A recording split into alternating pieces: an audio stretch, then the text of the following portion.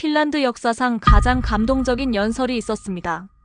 입양된 한국 소녀가 25년 후 핀란드 최초의 아시아계 의원이 되어 마이크를 잡은 그 순간, 의회는 숨을 죽였고 전 국민은 눈물을 흘렸습니다. 누군가는 말했죠. 사랑은 혈연을 넘고 교육은 운명을 바꾼다. 58세에 입양을 결심한 한 여성 정치인. 그리고 그 품에 안긴 6살 한국 소녀 서지은. 두 사람은 어떻게 핀란드 사회를 변화시킨 상징이 되었을까요?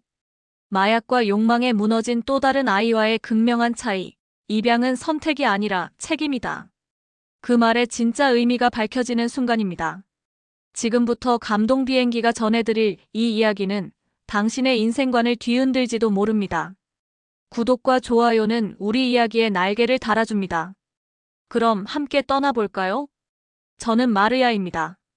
핀란드 의회에서 25년간 의원으로 활동했어요. 1995년 겨울, 은퇴를 6개월 앞둔 상황에서 제 인생이 완전히 바뀌는 결정을 내렸습니다. 헬싱키 외곽 제 집에 혼자 앉아 있으니 문득 깨달았어요. 이제 정말 혼자구나 하고 말이에요. 평생을 정치에 바쳤거든요. 여성 정치인으로서 살아남기 위해 결혼도 출산도 포기했습니다. 당시만 해도 아이를 키우면서 정치를 한다는 건 불가능에 가까웠어요. 그런데 이제 와서 후회가 밀려오더라고요. 성공했다고 생각했는데 뭔가 허전했습니다. 어느 날 의회 동료인 헬레나가 제게 서류 뭉치를 건넸어요. 마르야, 이거 한번 봐봐.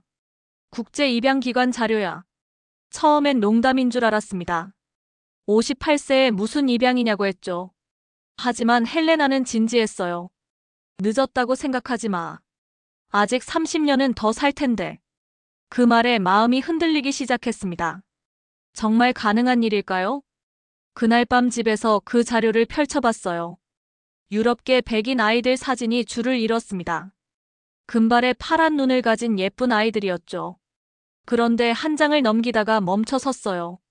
까만 머리에 동그란 얼굴의 아시아 여자아이가 책을 안고 웃고 있었거든요. 이름은 서지은이라고 적혀 있었어요. 6세 한국 출신. 부모 정보 없음. 특이사항에는 책 읽기를 좋아함, 조용하고 집중력이 뛰어남이라고 되어 있었습니다. 그 순간 뭔가 확신이 들었어요. 논리적으로 설명할 수는 없지만 마치 운명처럼 느껴졌습니다. 25년간 정치를 하면서 수많은 결정을 내려봤지만 이렇게 직감적으로 확신이 선 적은 처음이었어요. 다음 날 바로 입양기관에 연락했습니다. 상담사는 놀라더라고요. 보통 몇 주간 고민하시는데 하루 만에 결정하시다니. 저는 대답했어요. 25년간 결정을 미뤄온 대가입니다.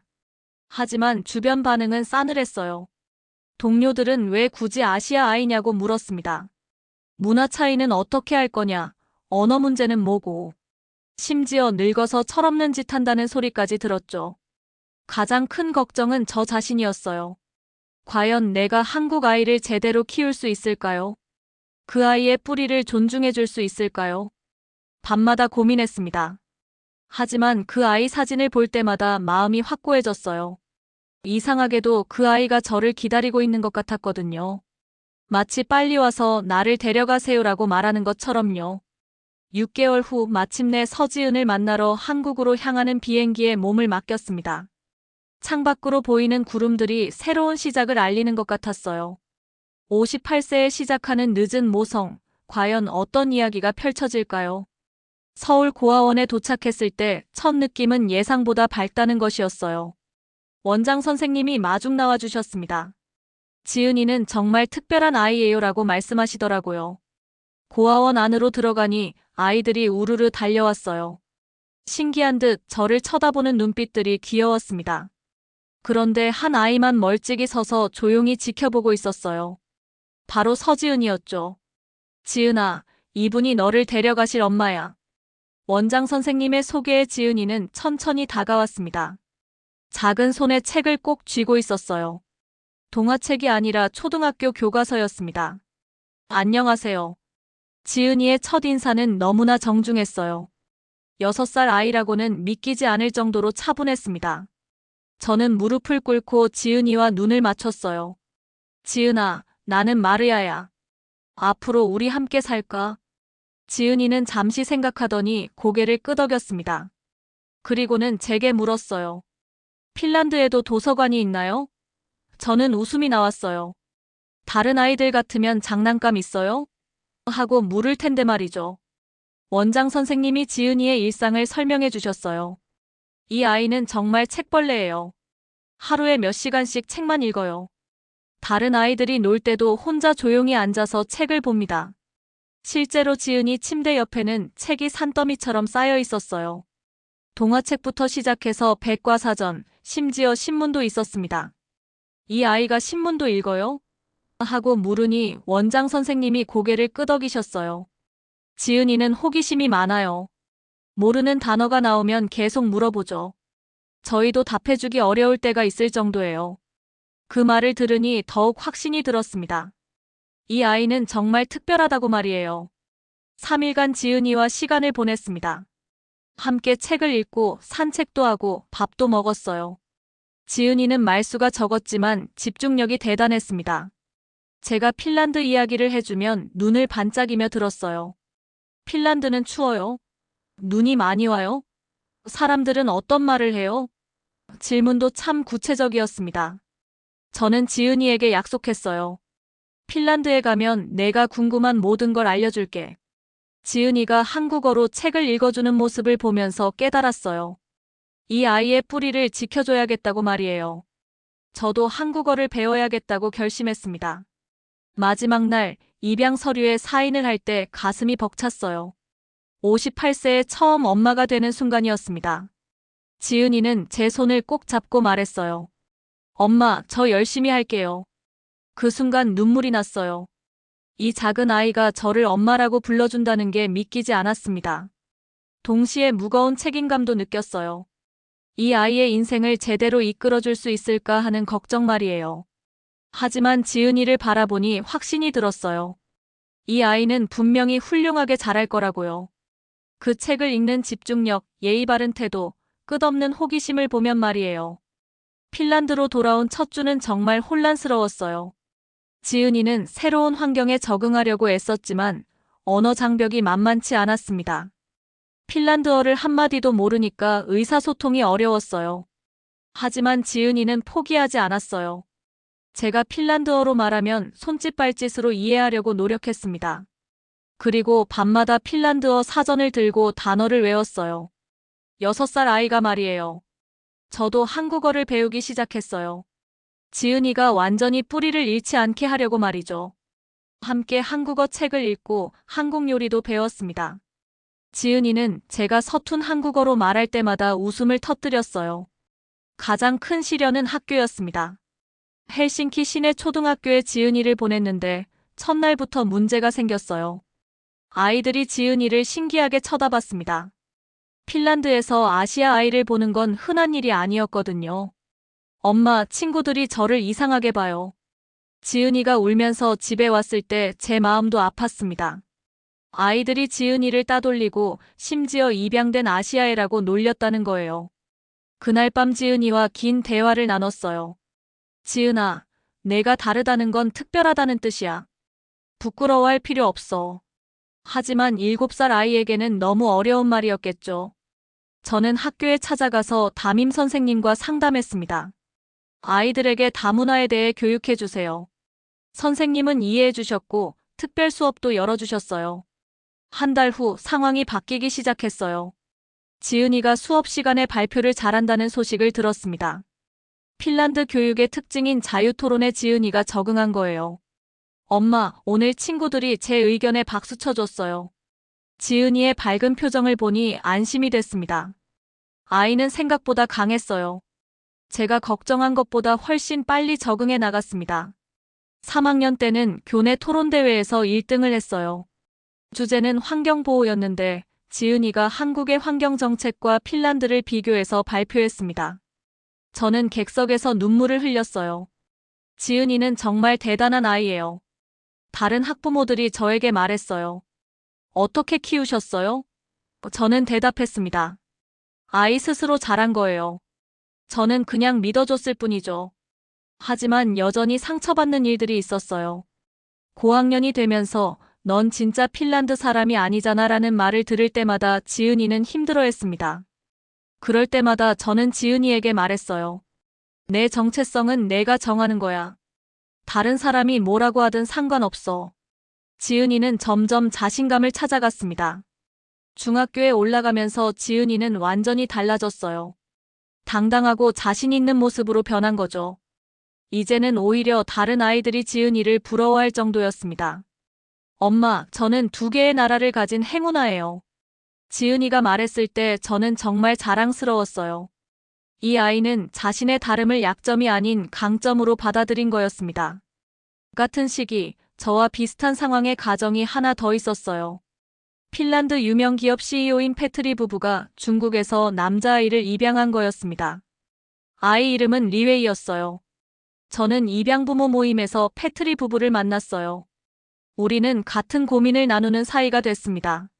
아시아 아이를 키우는 게 쉽지 않네요라고 페트리가 말했을 때 저도 공감했어요.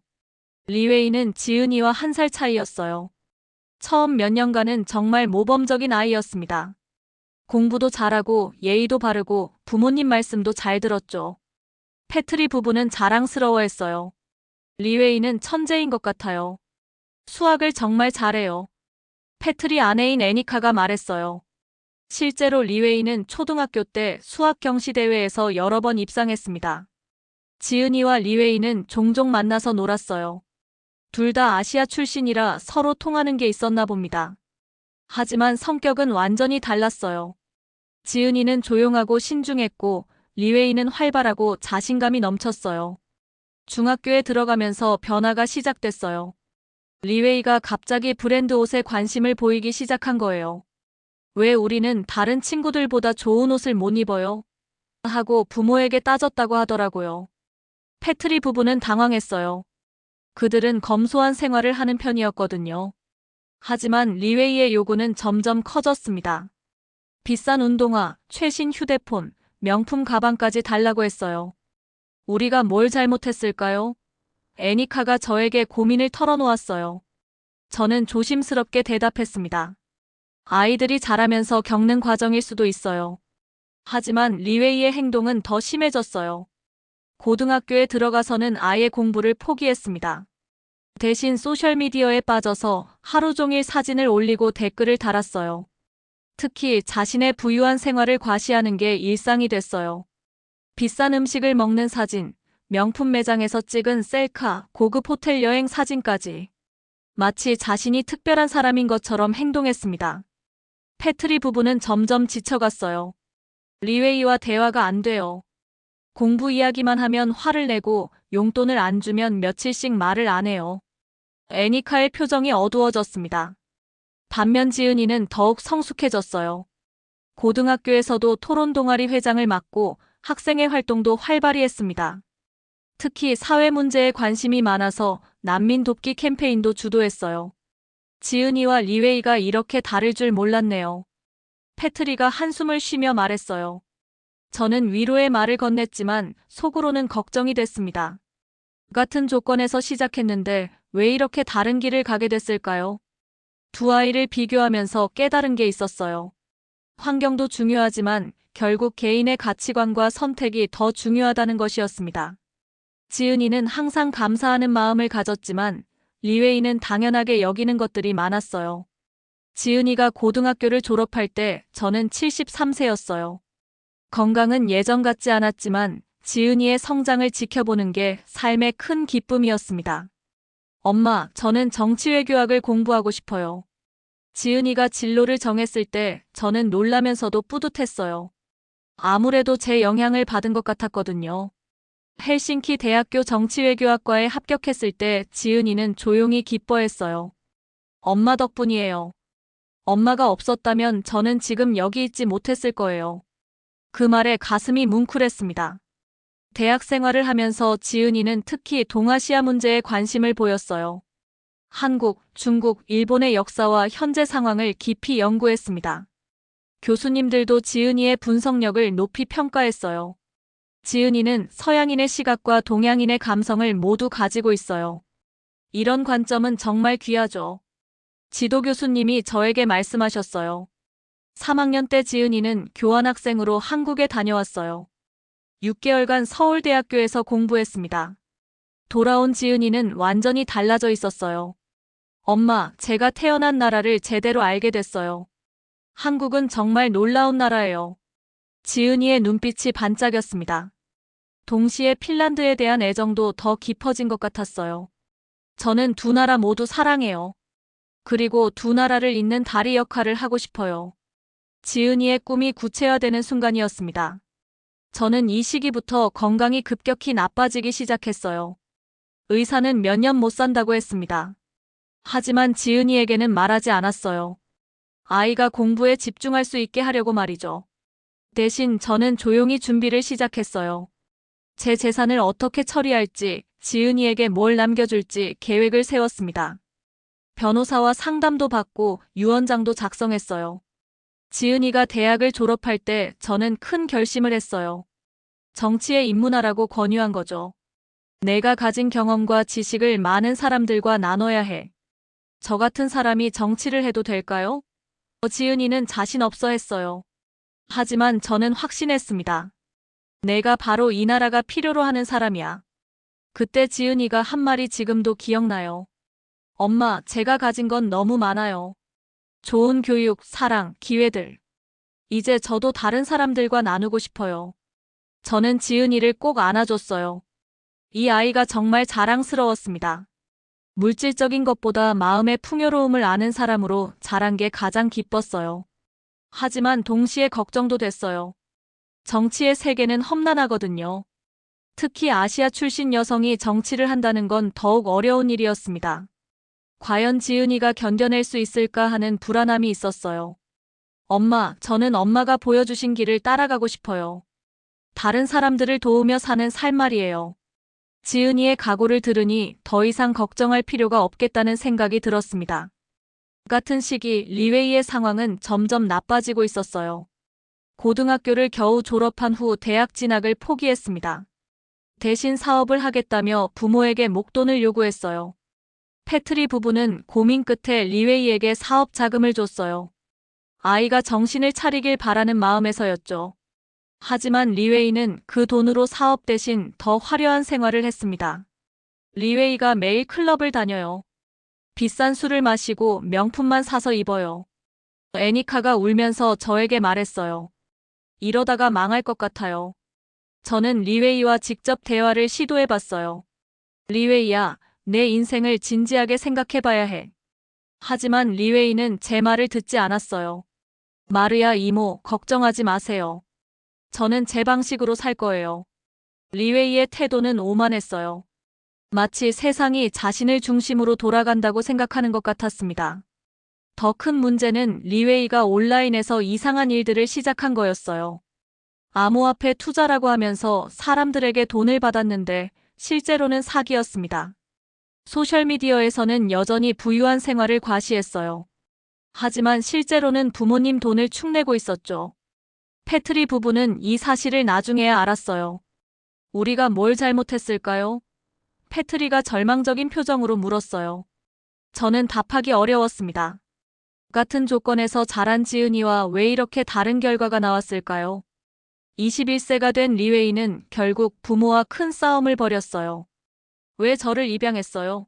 중국에 그냥 두면 안 됐나요? 라고 소리쳤다고 해요. 그 말에 패트리 부부는 큰 상처를 받았어요. 20년간 키운 아이가 자신들을 원망한다니 얼마나 마음이 아팠을까요? 결국 리웨이는 집을 나갔습니다. 몇 년 후 충격적인 소식이 들려왔어요. 리웨이가 마약 관련 사건에 연루되어 체포됐다는 거였어요. 현지 뉴스에까지 나올 정도로 큰 사건이었습니다. 입양된 중국계 청년 마약 판매 혐의로 구속이라는 제목의 기사를 봤을 때 가슴이 아팠어요. 패트리 부부는 아예 연락을 끊었다고 하더라고요. 지은이도 이 소식을 듣고 충격을 받았어요. 엄마, 저와 리웨이는 왜 이렇게 다른 길을 가게 됐을까요? 저도 정확한 답을 할 수 없었어요. 환경도 중요하지만 결국 본인의 선택이 가장 중요한 것 같아. 지은이가 스스로 내린 결론이었어요. 맞는 말이었습니다. 리웨이의 몰락을 지켜보면서 저는 더욱 확신했어요. 지은이를 올바르게 키웠다는 것을 말이죠. 돈이나 물질적 풍요로움보다는 정신적 가치를 가르친 게 옳았습니다. 하지만 동시에 안타까웠어요. 리웨이도 분명 좋은 아이였는데 어디서부터 잘못됐을까 하는 생각이 들었습니다. 입양이라는 건 정말 어려운 일이구나 하는 걸 다시 한번 깨달았어요. 두 아이의 극명한 차이를 보면서 깨달았습니다. 사랑만으로는 부족해요. 올바른 가치관을 심어주는 것, 그게 정말 중요하다는 걸 말이에요. 제 건강이 급격히 악화된 건 지은이가 25세 되던 해였어요. 의사는 더 이상 희망이 없다고 했습니다. 6개월 정도 남았다는 진단이었죠. 이제는 지은이에게 말해야 할 때가 왔어요. 지은아, 엄마가 너에게 중요한 이야기가 있어. 그날 저녁 지은이를 거실로 불렀습니다. 평소보다 진지한 제 목소리에 지은이도 긴장한 표정이었어요. 엄마, 무슨 일이에요? 지은이가 제 손을 잡으며 물었어요. 저는 천천히 병원 진단서를 꺼내 보여줬습니다. 지은이의 얼굴이 하얗게 변했어요. 안 돼요. 엄마는 저에게 없어서는 안 되는 분이에요. 지은이가 울먹이며 말했어요. 저도 마음이 아팠지만 담담하게 말했습니다. 지은아, 이건 자연스러운 일이야. 엄마도 준비를 해야 해. 그날부터 저는 지은이와 진솔한 대화를 나눴어요. 제가 가진 재산을 어떻게 처리할지, 지은이의 미래는 어떻게 준비할지 함께 의논했습니다. 엄마, 저는 큰 집이나 비싼 차 같은 건 필요 없어요. 지은이가 말했어요. 그런 것보다는 제가 할 수 있는 의미 있는 일에 쓰고 싶어요. 저는 지은이의 생각이 궁금했어요. 어떤 일을 하고 싶은데? 지은이는 잠시 생각하더니 말했습니다. 저 같은 아이들을 도와주고 싶어요. 입양된 아이들, 다문화 가정 아이들을 말이에요. 그 순간 저는 확신했어요. 제가 올바른 선택을 했다는 걸 말이죠. 지은이는 자신이 받은 사랑을 다른 사람들에게 나누고 싶어 했어요. 그럼 학교를 만들어 보는 게 어떨까? 제가 제안했어요. 다문화 아이들이 자신의 정체성을 찾을 수 있는 특별한 학교 말이야. 지은이의 눈이 반짝였어요. 정말 좋은 아이디어예요, 엄마. 하지만 그런 학교를 만들려면 돈이 많이 필요할 텐데. 저는 미소를 지었어요. 돈은 걱정하지 마. 엄마가 25년간 모은 재산이 있잖아. 사실 저는 이미 계획을 세워놨어요. 제 재산 대부분을 지은이의 교육 사업에 쓰기로 말이죠. 몇 주 후, 우리는 헬싱키 외곽의 작은 마을에 부지를 구입했어요. 예전에 폐교된 초등학교 건물이었는데 리모델링하면 충분히 쓸만했습니다. 이곳에서 한국어, 중국어, 아랍어 수업을 할 거예요. 지은이가 설명했어요. 아이들이 자신의 뿌리를 잊지 않으면서도 핀란드 사회에 잘 적응할 수 있도록 도울 거예요. 저는 또 다른 결정을 했어요. 제 재산의 상당 부분을 한국의 고아원에 기부하기로 한 거죠. 지은이가 자란 그 고아원의 말이에요. 엄마, 정말 괜찮아요? 지은이가 걱정스러운 표정으로 물었어요. 저는 고개를 끄덕였습니다. 지은아, 돈은 써야 의미가 있는 거야. 쌓아두기만 하면 무슨 소용이겠니? 한국 고아원에서는 기부 소식을 듣고 깜짝 놀랐어요. 마르야 여사님, 정말 고맙습니다. 이 돈으로 아이들 교육 환경을 많이 개선할 수 있겠어요. 지은이도 개인적으로 장학재단을 만들었어요. 다문화 가정 아이들이 대학에 갈 수 있도록 돕는 재단이었습니다. 저도 도움을 받았으니까 이제 다른 아이들을 도와야죠. 학교 개교 준비를 하면서 저는 정말 행복했어요. 비록 몸은 아팠지만 지은이가 의미 있는 일을 하는 모습을 보니 뿌듯했습니다. 마르야 국제학교라는 이름으로 문을 열 예정이었어요. 지은이가 제 이름을 따서 지었다고 하더라고요. 엄마의 사랑을 기억하게 해주는 이름이에요. 개교식 날, 저는 휠체어에 앉아서 지은이의 연설을 들었어요. 이 학교는 사랑으로 시작됐습니다. 한 엄마의 무조건적인 사랑이 만든 기적입니다. 그 순간 저는 제 인생이 헛되지 않았다고 느꼈어요. 58세에 시작한 엄마 역할이 이렇게 아름다운 결실을 맺을 줄 몰랐습니다. 지금 저는 병원 침대에 누워 있습니다. 의사들은 며칠 못 산다고 해요. 하지만 마음은 평안해요. 지은이가 제 손을 잡고 있거든요. 엄마, 저는 정치를 해보려고 해요. 지은이가 조용히 말했어요. 엄마가 걸어오신 길을 따라가고 싶어요. 저는 미소를 지었습니다. 그래, 그렇게 해야지. 눈을 감고 상상해봅니다. 지은이가 핀란드 최초의 아시아계 의원 후보로 나서는 모습을요. 사람들이 편견을 가질 수도 있을 거예요. 진짜 핀란드 사람이 아닌데라고 말하는 사람들도 있겠죠. 하지만 지은이는 흔들리지 않을 거예요. 대신 더 열심히 시민들을 만나고 정책을 공부할 겁니다. 저는 핀란드를 사랑하는 마음만큼은 누구에게도 지지 않습니다라고 당당하게 말하겠죠. 선거 운동 기간 동안 지은이의 과거가 주목받을 거예요. 입양 이야기, 학교 설립 이야기, 기부 이야기까지. 사람들은 점점 지은이에게 관심을 갖기 시작할 거고요. 저는 두 개의 뿌리를 가진 사람입니다. 지은이가 TV 토론에서 말할 거예요. 한국에서 태어나 핀란드에서 자랐죠. 그래서 다양성의 가치를 누구보다 잘 압니다. 그리고 선거 결과가 발표될 거예요. 지은이가 당선되는 거죠. 게다가 상당한 표차로 1위를 할 겁니다. 핀란드 최초의 아시아계 의원이 탄생하는 순간이에요. 당선 발표 순간 지은이는 눈물을 흘릴 거예요. 기자들이 소감을 물으면 이렇게 말하겠죠. 먼저 하늘에 계신 제 어머니 마르야에게 감사하다고 말씀드리고 싶어요. 의회 첫 연설날이 올 거예요. 저는 천국에서 지켜볼 겁니다. 지은이가 연단에 올라설 때 의원들이 모두 기립박수를 보낼 거예요. 존경하는 의원 여러분, 저는 서지은입니다. 지은이가 또박또박 말할 거예요. 25년 전 마르야 의원님이 입양한 한국 아이였습니다. 저는 입양된 아이입니다. 하지만 누구보다 이 나라를 사랑합니다. 지은이의 목소리가 떨릴 거예요. 그리고 한국도 사랑합니다. 그 순간 의회 전체가 조용해질 거예요. 지은이가 계속 말할 겁니다. 저는 두 나라를 잇는 다리가 되고 싶습니다. 그리고 저처럼 다른 문화에서 온 아이들이 이 나라에서 당당하게 살 수 있도록 돕고 싶습니다. 연설이 끝나면 의회는 우레와 같은 박수로 지은이를 환영할 거예요. 많은 의원들이 눈물을 흘릴 겁니다. 야당 의원들까지도 지은이에게 축하를 건넬 거고요. 그날 저녁 뉴스에서는 지은이의 연설이 메인으로 다뤄질 거예요. 핀란드 의회에 울려 퍼진 감동의 연설이라는 제목으로 말이에요. 소셜미디어에서도 지은이의 연설 영상이 화제가 될 겁니다. 뿌리를 기억한 아이는 꽃보다 오래 간다는 댓글이 가장 많은 공감을 받을 거예요. 지은이는 핀란드와 한국을 잇는 중요한 정치인이 될 거예요. 두 나라 사이의 외교 관계 발전에도 큰 역할을 할 겁니다. 그리고 마르야 국제학교는 계속 많은 다문화 아이들을 도우며 성장할 거예요. 지은이의 꿈이 현실이 되는 거죠. 저는 이 모든 걸 상상하며 평안히 눈을 감을 수 있어요.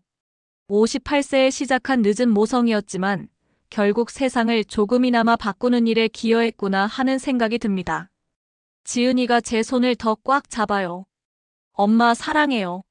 마지막으로 듣는 그 목소리가 참 따뜻합니다. 사랑은 정말 기적을 만드는 것 같아요. 오늘도 제 이야기에 귀 기울여 주셔서 고맙습니다. 여러분의 따뜻한 마음이 저희 영상의 가장 큰 힘입니다. 건강하시고 늘 평안하시길 바랍니다.